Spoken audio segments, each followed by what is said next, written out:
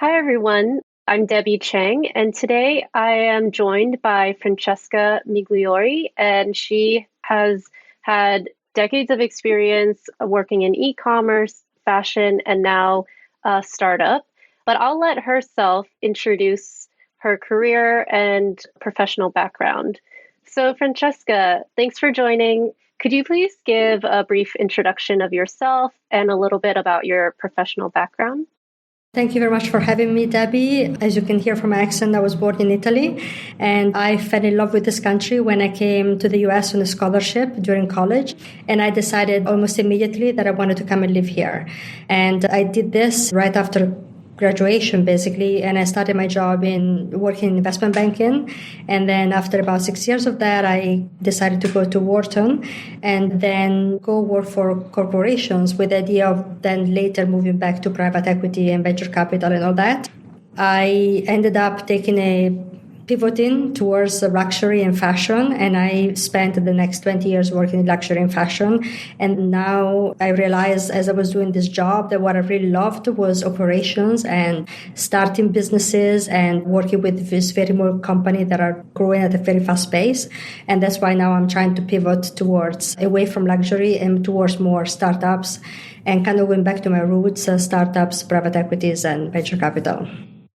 Awesome. So we'll get into a lot more of the operations and some of the amazing accomplishments that you've done. Why don't you tell us a little bit more about the current role that you're at and why you decided to make the jump? So I was working in luxury. I think I mentioned like it was my last job with Loro Piana, and that ended in 2023. And at that point, I was trying to figure out, okay, do I go back to a traditional luxury job and do I continue this career? But by that time, I'd been exposed a lot to younger brands, sustainability, and I was kind of getting a little bit not tired, but I felt like I've done everything I could have done in the luxury world in my role, which was e-commerce. And I thought, okay, so what are the things I really enjoy? I enjoy starting companies. I enjoy working with people from all over the world. I would like to change industry because I've been in the same industry for 17 years. I would like to make a change. Also, I would like to eventually go back to my roots of investment banking and private equity, venture capital, and try to maybe put the two together. So my operational experience, starting companies, and then working with private equity and VC. And that's what made me make the switch. I'm still in the very beginning, so who knows how it will end up. But for now, I can say that I'm really, really enjoying it. Cool. I'm actually curious to dig into a little bit more of the overall journey. How did you end up trying the luxury fashion space from investment banking? Oh, so it was a bit of a long journey. It was actually a very long journey. I've always been interested in fashion ever since I was a kid. My aunt was actually a tailor. And as a kid, I used to give her my drawings about what I wanted to wear, and she would make dresses for me, and I absolutely loved it. But then kind of growing up in Italy, I wasn't really exposed to working in fashion. So I thought it was a pipe dream. I actually saw this movie because I'm much older than you guys. My nephew calls me Fossil. So like, I saw this movie with Harrison Ford and, oh my God, this movie, Working Girl. That was about people working in investment banking, and I absolutely fell in love with the idea. And I was just starting to study business at the time, and I just fell in love with the idea of banking. And then when I graduated, I met somebody who'd been to Wharton, met somebody that basically gave me the confidence to think that I could actually go work overseas. I was lucky enough that I went to Minneapolis. I was able to get a job there as a corporate finance analyst, and from there basically start working in investment banking and build a career out of that. At some point in banking, I realized that I knew a lot about what made the stock go up and down. I love being an equity analyst because I went from corporate finance to equity analyst. I love that. But I once remember this pivotal moment was when I had a conversation with the CFO of a company we were following. And he told me, Francesca, I was criticizing him because he kept falling short of expectations during our quarterly calls. I would tell him, we're going to have to lower your rating if you keep doing this. And he was telling me, I wish you were next to me to see how tough it is to actually run a company, as opposed to being there and as a banker and telling me that I should be delivering better results. And that really stuck with me because I'm like, okay, I'm like in my 20s. I don't have the experience this guy has, and I have the hubris of telling him what to do. So I decided, well, maybe I should go back to business school, not to become better at finance, but because I want to learn how to run a company. I went back to business school, and at Wharton, I really tried to network with people in fashion, in beauty, in perfumery, in all these different kind of industries, because I wanted to get a job in those industries in corporate. And maybe start from strategy or finance and then move my way to product. And none of them would have me because it was 2000 to 2002. So it was really difficult. I mean, 2001 definitely didn't help, of course, in opening the industry. And also, Wharton didn't have a relationship back then with the fashion companies. The Baker Institute that we now know and love, it came out in 2004. Just to give you an idea of all the people in my class, only 4 of us ended up getting jobs in fashion. I think only one of us, and nearly only one of us, is now still working in fashion. This tells you how difficult it was at the time. So when I finished business school, I went to work for Diageo because I thought at least I'm getting towards the consumer products. I mean, this is liquor, alcohol, so at least I can get that in strategy and supply chain. And that's frankly when I fell in love with operations. I fell in love with operations and I fell in love with the idea that I acquired the ability to get things done. To just deliver a project from creation, from being a consultant or a banker to say this is what you're supposed to do, to actually making it happen. And that's when I realized how difficult it is to actually make things happen. And that's when I fell in love with it. And as I was doing that, I met people in my network that were working in fashion. And I finally was able to, it just came as by happenstance through networking. And I got this job as an assistant planner at New York & Company, which was a fast fashion company, I guess, back then. In 2000, this was 2005, and I started in planning. And then within 6 months, they decided to open up e-commerce. And because they didn't have anybody in the company there was a VP that was running the project. It was a VP of special project, and it was running this particular initiative. And she wanted people that had experience in project management and very broad experiences at that. And so she connected with me and she hired me. And that's when I started my job in e-commerce. So this was a super, super long way of explaining what happened to tell you that it was a very long transition. Yeah, but eventually it did happen. And then, interestingly enough, just another anecdote to tell you, I don't know if it's interesting to your audience, but to tell you that sometimes bad things do happen for a good reason. I went into a New York company because I wanted to as a planner, because that was my analytical background and made a lot of sense. But then my goal was to become a merchant, and they knew that. And then when the time came to make the switch, they had the merchandise and told me that she didn't feel like quite had the right taste to become a merchant. And clearly I was devastated for about a week and a half. But then that's when the opportunity came to work in e-commerce. I am so glad. I'm so grateful to this woman to this day, because e-commerce opened up for me so many different doors.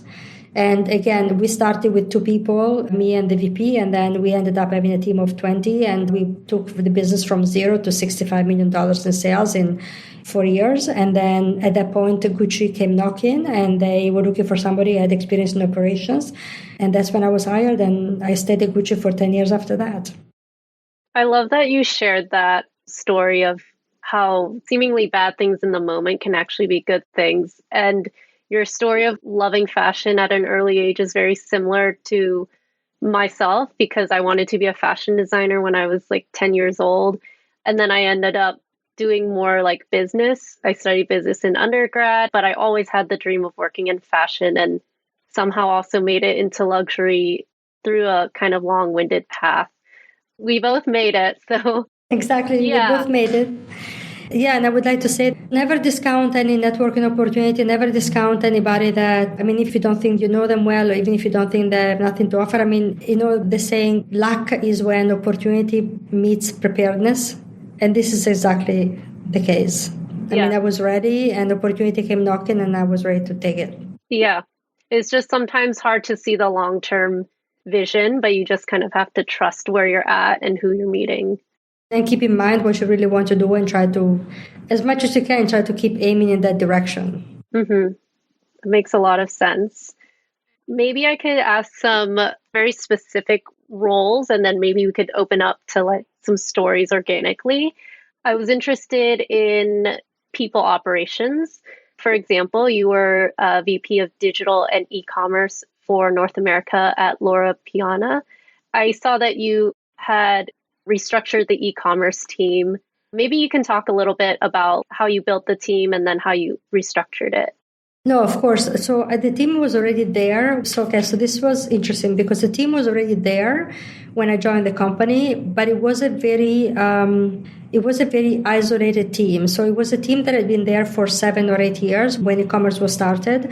And it was one manager and it was 2 to 3 people, depending on the time of the year, basically to do all the operations as well as customer service.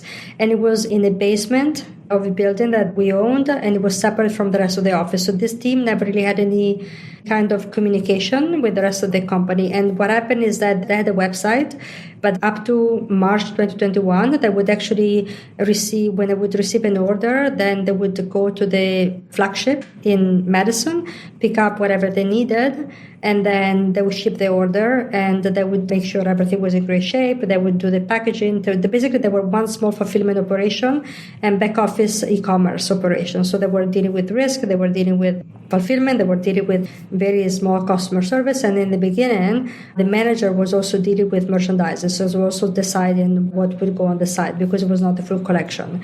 But there was a complete division. They were not integrated with the CRM function. They were not integrated with the marketing, with the go-to-market strategy. There was zero, and also with the stores.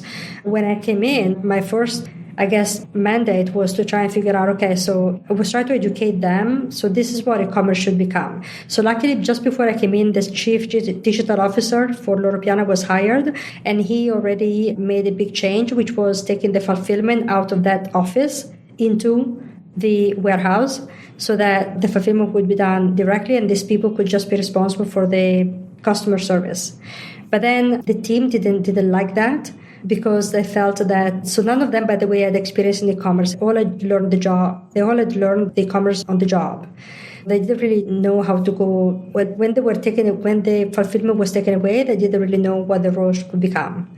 Part of what I had to do, I had to explain, so we have to basically, build connections with every function within the company, because you cannot run an e-commerce business and having a homepage that does not connect to what the go-to-market strategy is in their stores, especially because the stores are so important. We cannot have emails that are not connected to what the stores are doing. And we need to have, if we have an email that the email will click into the site needs to speak to what the email says. I'm talking about the obvious. The things that for people who work in e-commerce are absolutely obvious, but for the company and the team at the time were not, because the e-commerce was not a big part of their strategy. I tried first to explain to the team how things were going to happen. I told them also that we were going to have to get a much larger part of our sales coming through direct sales to our top clients, to our VIPs. And they didn't believe that could happen. They were like, this is not going to happen, this is not going to happen. Slowly but surely, we were able to restructure, to connect to the rest of the functions, organize ourselves with a marketing, with a go-to-market strategy, with emails. We also were lucky because at some point they finally moved us into the office. We made it much easier for everybody to get to know each other.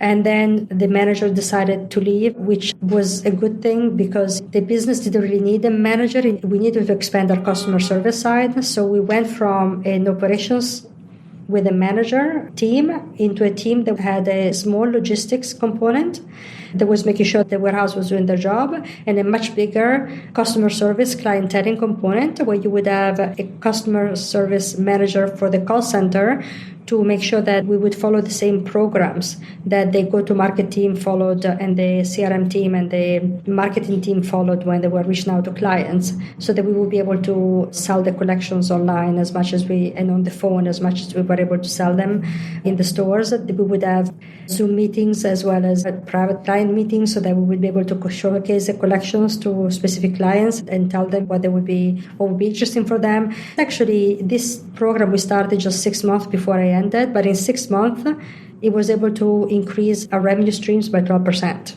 Wow. We just in the first 6 months when we started. So all these things came together there was not much happening in the first year, and then the second year, everything kind of happened all together. And the reason why nothing was really happening in the first year is because I joined in August 2021, and in November 2021, the CEO changed, and a bunch of the management team changed. So that meant that the company, which is the same thing I saw happen at Gucci when Alessandro Michele came in, the company kind of retreated within itself to formulate new branding, new product ideas so that they would then relaunch completely. During the first year, that was a focus for the company. And for us, the focus was to just keep going until we would have the chance to hire more people, to change the team structure and all that. Everything really happened in the second year. We started with a team of 3 plus me, and we ended up with a team of, I think now is like 14 of them. And the person who came to substitute me, then there is a person who does merchandising for the site that didn't exist before. There is a person who does digital marketing for the site that wasn't existing before, and connects both to the global team as well as the local team, and the same with merchandising. There is a director for the call center that basically manages, I think, 6 or 7 people that both deal with the back office call center activities, and including risk and returns and all that, and also the front office that deals both with customer service calls. They're starting to add phone calls from the stores as well as clienteling services. So it's a completely different operation. Yeah, there's definitely a lot of highly specialized roles to make it all happen. It seems to be there's a lot of coordination going on, and you also need to communicate a lot of changes to different teams and how they work together. I was wondering how you communicate those changes to different teams, and like how do you make things happen and get people on board? Well, the first thing to do is you have to create relationships. So you start understanding what people do and what people do. So let's say you go to merchandising, you understand, okay, so how does merchandising work within the company? What is it your purview versus what comes from overseas, from the global office? And then from there, you start thinking of, okay, so given this, you start getting to know, okay, what is important to them, what is not important to them, what do they know about e-commerce, do they even care about e-commerce? Some people, for example, our merchant was really eager to learn and she thought it was a great idea. Everybody was interested, but some people were like, well, I don't really see much overlap.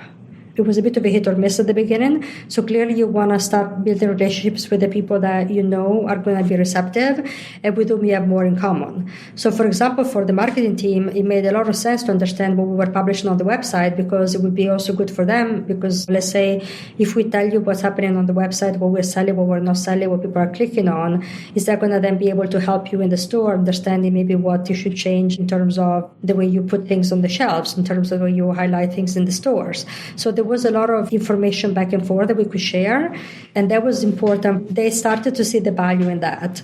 With a team like CRM and clienteling and the clienteling strategy and the clienteling activities and I guess campaigns, initially was problematic because the stores felt, and this is something that happens all the time, they felt, well, if you start selling this thing through e-commerce as much as we sell them, then how are we going to lose our clients? Because there are some clients that overlap. So initially we just started with the clients that were exclusively e-commerce clients.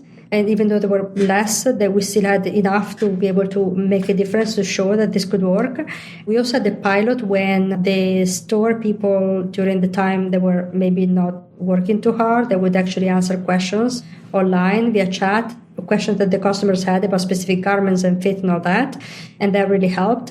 Also, we had to do a lot of educations of our own team on how do garments fit? What is a collection this year? How does it feel? What is going to look good on what? So we would actually have from the warehouse garments for the new collection shipped to us so we could try them on, look how they were working, and figure out from them for which clients they would be good and wouldn't be good. As we start doing all this work, the CRM team and the client services team and the client success team, they really started to see that we were serious, that we were actually able to add value. And then the last point was to show that when we had the cross-channel customers, which is a known thing in the industry, but we had proven at Loro Piana, when we have cross-channel customers, they will buy more, they will be more loyal to the brand. Because customers will always go to the stores for the big purchases, but then they will also buy online, and that makes it so much more effective for a brand. You kind of pick your battle and you go in order depending on the functions. Marketing was a bit more difficult because a lot of the marketing was decided overseas. So for that, we actually had the massive help of our digital team in Italy. They were the PR for us to go to the digital team, the marketing team in Milan to basically try to help them understand what we were trying to do. And then we were able to implement those characteristics. So it was kind of like, it's a question of figuring out, getting to know the people, getting to know what's helpful, and always making sure that you don't just take, you give. You have to give a lot because you already come in and they see you as a disruptor. So you already come in and you have to make sure that they see that you're an addition. You're not a disruptor. You don't take away, you actually add something. That makes a lot of sense. Yeah, understanding each department's goals and motivations is really key to working together. And I was curious, so I worked in training and development at Fendi and then CRM at Gucci. So I really understood the in-store experience and the whole customer journey there. So I was curious about how do you kind of bring that same magic and personal touch of luxury online? So it's a bit of a different journey. You will never be able to have, until we develop the ability to smell and to touch through the computer, which eventually we will. I mean, we're going to.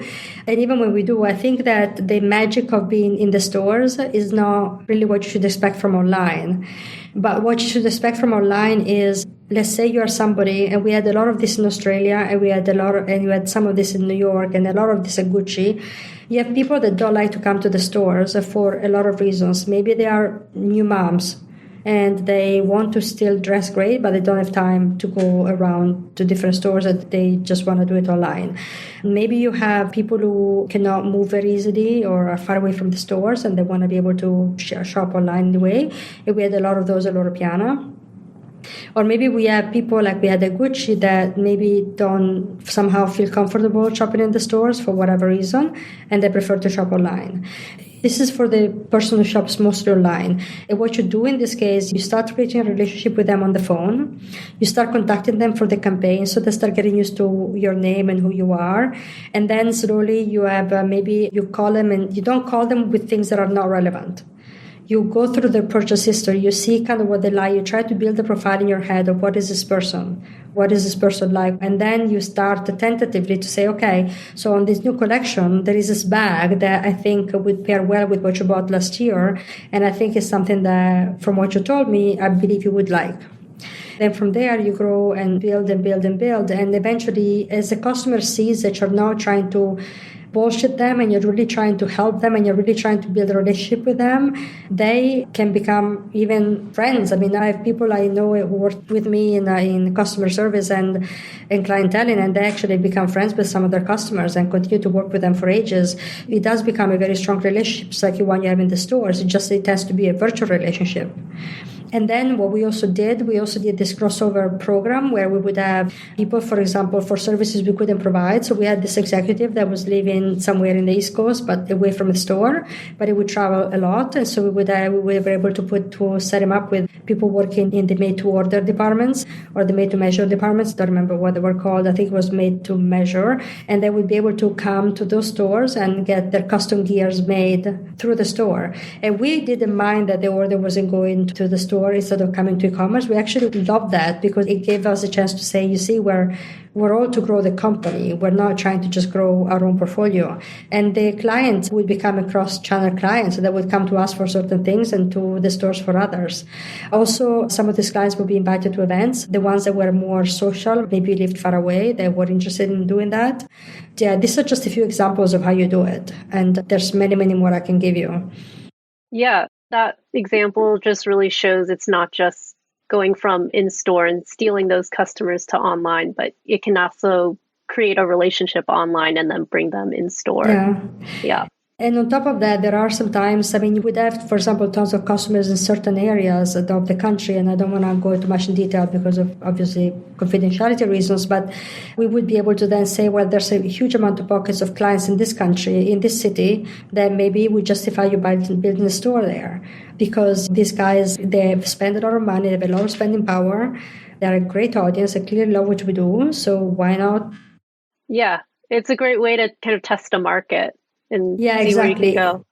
Yeah, it was not really important at Gucci because Gucci had stores everywhere. But for a company like Loro Piana that had, I think, 25 stores at the time in the country, it was actually a great way to test. And the same for Canada. Because we had a lot of customers in Western Canada. And now they actually have a store, I think, opening up in Toronto, if I don't remember correctly. Yeah. So speaking of expansion, I do want to make sure we go into the fact that you've really helped launch e-commerce businesses, specifically in the Middle East, New Zealand, and Hong Kong when you were at Gucci. And Australia. And Australia. And Australia. Could you talk a little bit about your kind of process for assessing a new market, and how do you go from assessing the idea to actually executing? Right. So I took a lot of my investment banking background into this. I used the mosaic theory. So, okay, we would have all these different markets to look at. And then we start with the very big macro data. So how many people, what are their level of income, how do they shop, what are the main areas where they shop, like do they shop for clothing or do they shop for, let's say, how sophisticated or how mature the e-commerce market is. And then how easy it is to move things around. So all the macro trends, like, is this feasible? Does this make sense? And then we would go back into study the literature and condense the data. This was before AI, so we had to do all this manually to see what would the market actually be for us, what other companies were present and how what they're selling. Was it more of a wholesale market? Was it more of a franchise market? And how big you think we could make it?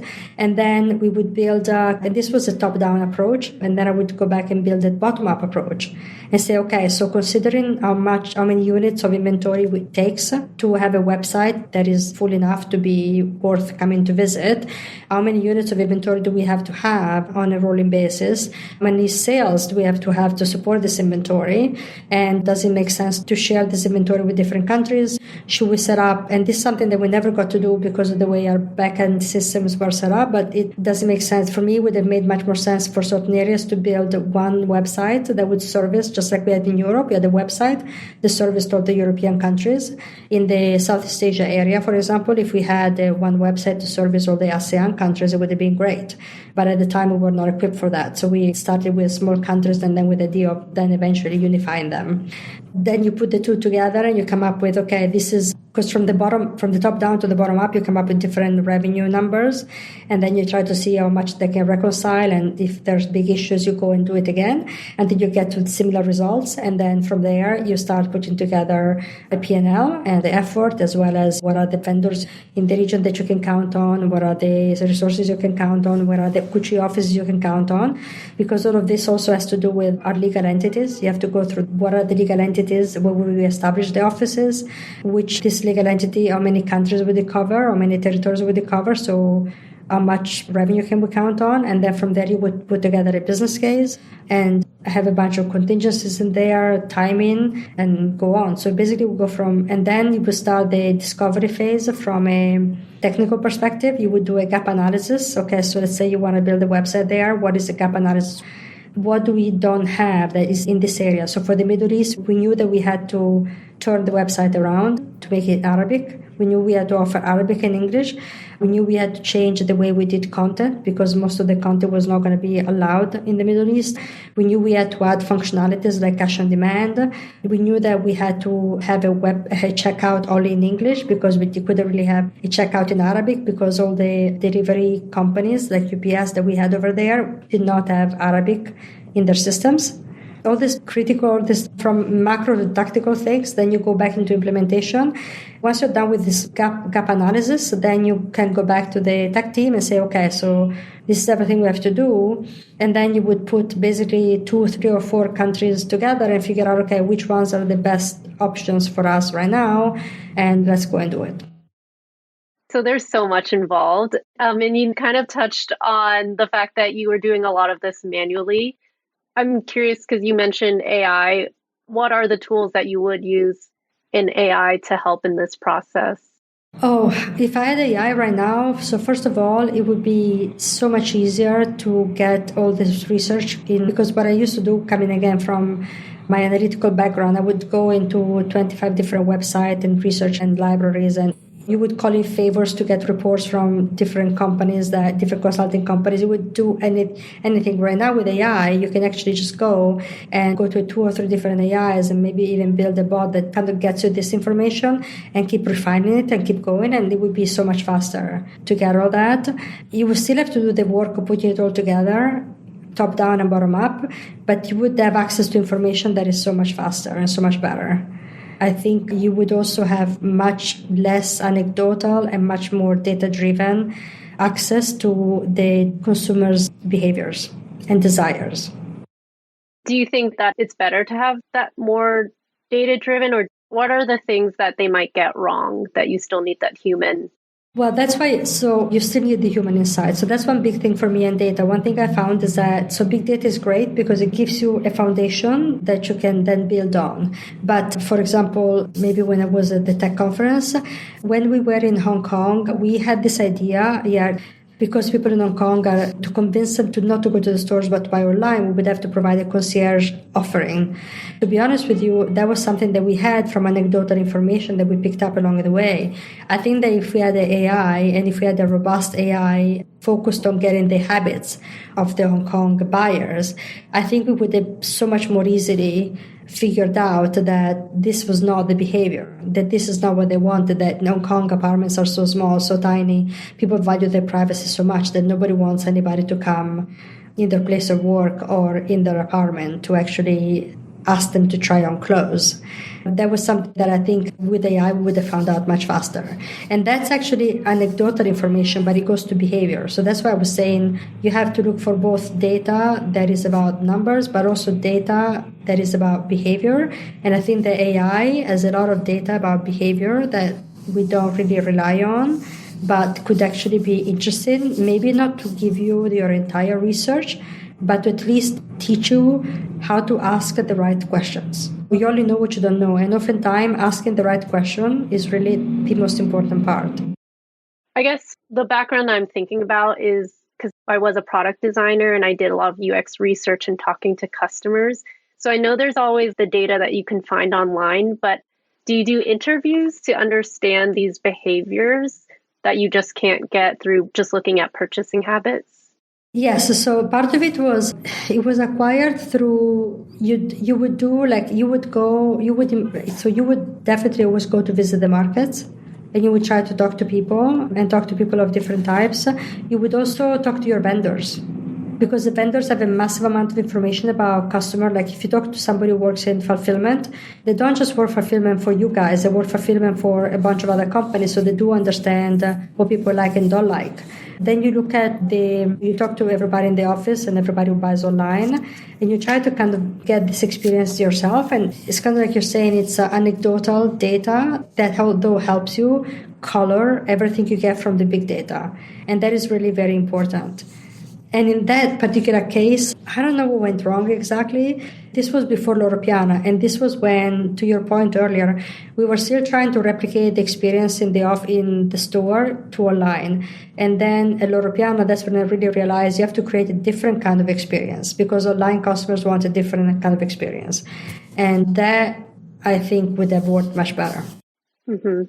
Yeah, it's always so interesting looking back now to see those things that you missed. And it's just so interesting to hear how that really colors the data. I think it's kind of like a fun puzzle. Yeah, you can not only rely on the data. If you only rely on the data, you will miss out the human aspect of it, which is why, it sounds crazy to think that AI can help with that, but I actually think AI can help with that. One more question about global business. What do you think is kind of the most challenging with either like entering a new market or maintaining a global standard? I think that maintaining the global standard needs to be really qualified, because every market is different. And even countries like, let's say, I don't know, like in a way we feel like Europe is one market and is similar to the US, so you would think, oh, the standards can be the same. Even when you feel the cultures are the same, you really have to, or similar, you really have to try and highlight the parts that are unique about a culture that you can then make sure you don't step all over when you go into a new country. I guess as an example, when I went to live in Australia, there was a big debate because we were used to sending in the US 2 to 3 emails a week as a luxury company.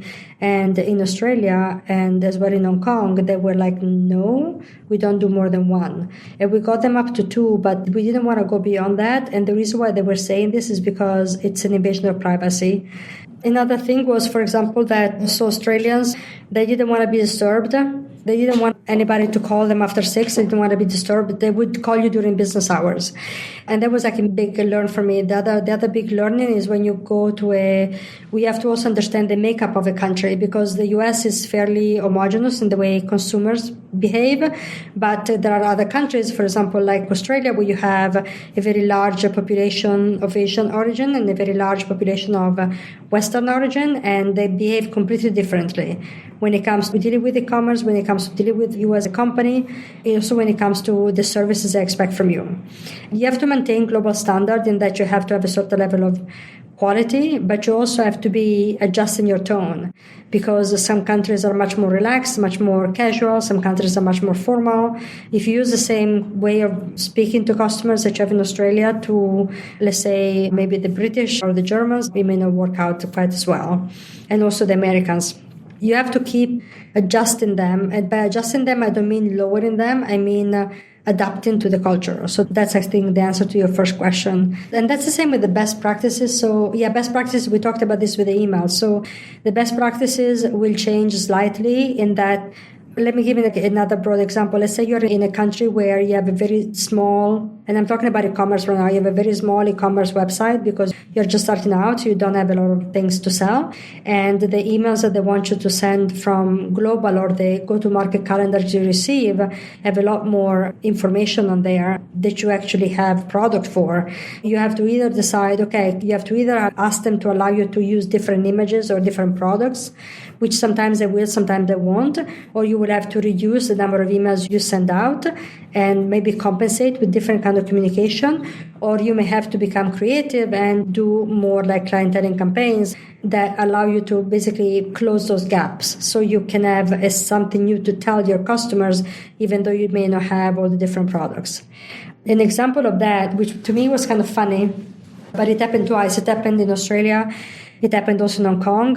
As you can imagine, we would have the spring collection coming to Australia when fall was basically when summer was, when winter was starting. So it wasn't really very, very helpful because the collection would arrive late. And so we would basically be selling the previous year's merchandise. So as soon as I arrived in Australia, I made this clear to my boss, and she actually helped me because Australia had a tiny buy to put Australia buy in the same shipping dates as a US buy, as a EU buy, so that it would arrive several weeks in advance. And that enabled us to actually get into the market with a buy now, wear now that was still relevant. That was a win that we did for the whole country. So that goes back to what we talked about, trying to do something for the team as well, understand. And that goes back to the flexibility of, yes, you are one brand, you have your standards, you have your best practices, but you also have to make yourself loved and engage with the local people. And the local people are not going to love and engage with you if you treat them like you have to adapt to them. That really helped. We still had some issues in that every year we would have to buy, I remember one time we had to publicize and sell coats in Hong Kong in April. Or we had a certain amount of fur we had to sell in Australia. That was a question then we would all get together. Okay, who are the people who go and ski overseas and that we can count on and so forth. So we still had those issues, but we're trying to balance them as much as possible. Mm-hmm. Yeah, it's hard to set a global standard when each region has different weather patterns, different behaviors, demographics. Yeah, and behavior. And also that was the other thing. And I know I keep going back to Australia, but that's the most different example I can give you. So for them, the idea of they were very casual dressers. It was really hard for the buyers to actually come up with a good buy because we'd have to come up for a good buy for the Western, more casual Gucci consumer, as well as the Asian, much more sophisticated and much more, I want to have the best of the best consumer that would always be wearing the best stuff. They would dress their kids in Gucci outfits. So they had to basically market totally different types of clients. Yeah, basically everything across the whole supply chain from marketing all the way to merchandising. And then the same happens also within a country like the US that is so homogeneous. We had this both at Gucci and Loro Piana, you have very different tiers of customers. And you cannot just market to the top tier of customers, even though you know they're going to bring you the most revenue. The aspirational customers are so important. The people actually love, feel engaged with the brand are so important. And so you have to find ways to market to them and to have an offering for them, especially that is going to leave them satisfied and happy and engaged and then want to keep growing with the brand. And those are and that's a different way of saying how do you adapt your standards, because the standards for luxury are very high and they should be, but they also have to keep in mind that the audience is very broad. A lot of people want to buy what you have to sell, and you can try to find them fit different categories. Right. So it sounds like you've learned so much from your long career in fashion, and now you switched to a startup. So I'd love to learn more about your current role, Lost River Press, and what you're learning there right now. Okay, so we just started in August. It's a company that we're actually launching. We haven't even launched fully yet, actually at all. It's a publishing house, so it's a departure from fashion, which is kind of what I wanted. And it's a publishing house that is aiming to try and take and shorten the distance between authors and consumers. Because today we have a multi-tier distribution system where you have the publishing houses selling to distributors, and then distributors sell to chains and bookstores, and then the bookstores sell to the end users, to the end readers. And there is not a lot of data going upstream to say, okay, what are consumers liking and not liking?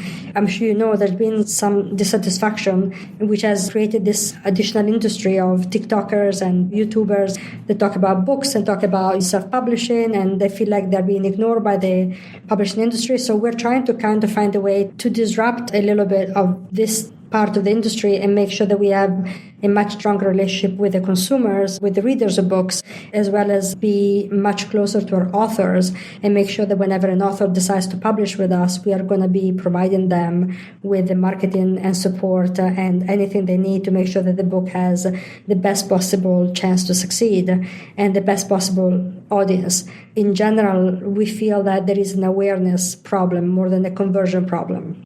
Oh, interesting. There's so many books out there that are published each year, but how many books are you actually aware of? Besides the one that everybody hears about because of prizes, famous book clubs and all that.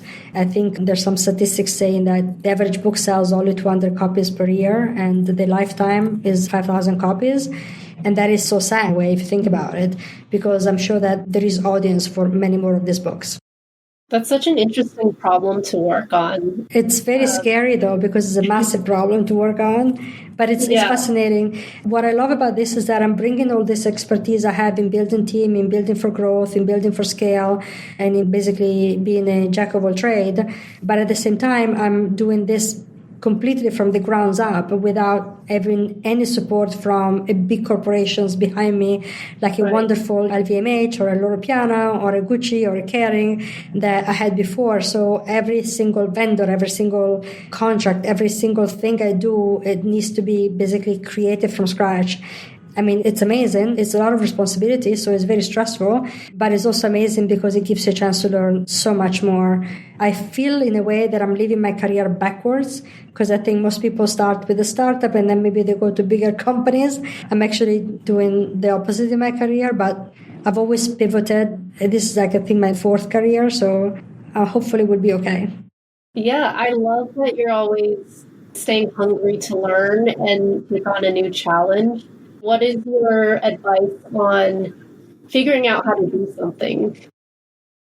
I think for me, the biggest advice is to know yourself, which is what Aristotle used to say, like in Greek, gnose dauton, so know who you are and what matters to you. For me, I tend to get bored fairly easily. And if I had a line job or even a staff job after a while, which is why, for example, I loved investment banking. I loved being equity analyst, but after 6 years, I was like, yeah, I need to do something else. And the same happened with fashion. That's why when I was at Gucci for 10 years, every 2.5 years, I would change job to try and find the new challenge.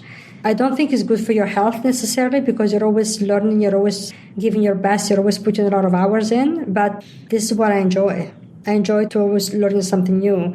So I think for advice, I would say try to figure out what matters to you the most. If you want stability, if you want a job that allows you to maybe have a very stable career that is predictable because you want to have a very balanced life, you can have an amazing career and have a balanced life. Or if you maybe don't care so much about learning, but you care more about becoming the expert into one thing and then because for me, I like to learn a lot of different things. If you like to learn just one thing, just go and do that. The other thing I would say is don't be afraid of making changes. Don't think, oh, I'm 25, I'm too old to start again, or I'm 40, I have a family, I'm too old to start my own company, or I'm 50, I'm too old to go and work for startups. Just go ahead and do it, because if you have the desire to do it, you can make it happen. There was a friend of ours in business school whose dad immigrated from Russia when he was 50 with a family, and he basically had to start from scratch, and he built a business here and he still succeeded. So just know what you want. Don't be afraid of changing your mind, and don't be afraid of taking risks. Calculated risks. Yes. And also the other thing I would say is I found working abroad has really made my experience very rich. And I love that. But if you love this country and you love to stay in this country, there is no reason to be a vagabond, like I have a gypsy and go from continent to continent. There's plenty of jobs out here that you will be able to have a wonderful career without changing. But for people like me that like to travel and like to get to know new cultures, this was one of the most fulfilling parts of my career. Well, I'm so inspired, definitely about finding what works for you and embracing that. Thank you so much for joining us. And yeah, I hope that everyone kind of found something helpful in Francesca's podcast here. So thank you so much. No, thank you, Debbie, for having me and for giving me the chance to share my story.